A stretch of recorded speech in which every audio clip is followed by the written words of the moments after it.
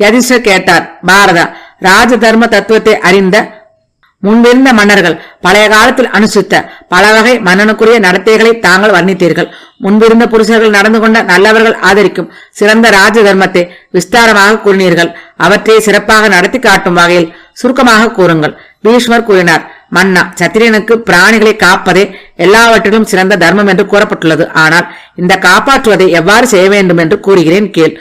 பாம்பை உண்ணும் மயில் விசித்திரமான தோகையை தரிப்பது போல தர்மம் அறிந்த மன்னன் அவ்வப்போது தன்னுடைய பல வகை ரூபத்தை வெளிப்படுத்த வேண்டும். மன்னன் நடுநிலை பாவத்தோடு தீவிரத்தன்மை, கோணல், நீதி, அபயதானம், சத்தியம், எளிமை மற்றும் சிறந்த பாவங்களை ஏற்றுக்கொள்ள வேண்டும். அவ்வாறு செய்தால் அவன் சுகப்படுகிறான். எந்த காரியத்திற்கு எது நன்மையோ அதில் அவ்வாறே உருவத்தை வெளிப்படுத்த வேண்டும். இவ்விதம் பல ரூபங்கள் தரிக்கும் மன்னனுடைய சிறு காரியம் கூட கெடுவதில்லை. சரத் ருதுவில் மயில் பேசுவதில்லை என்பது போல மன்னன் மௌனமாக இருந்து எப்போதும் அரசின்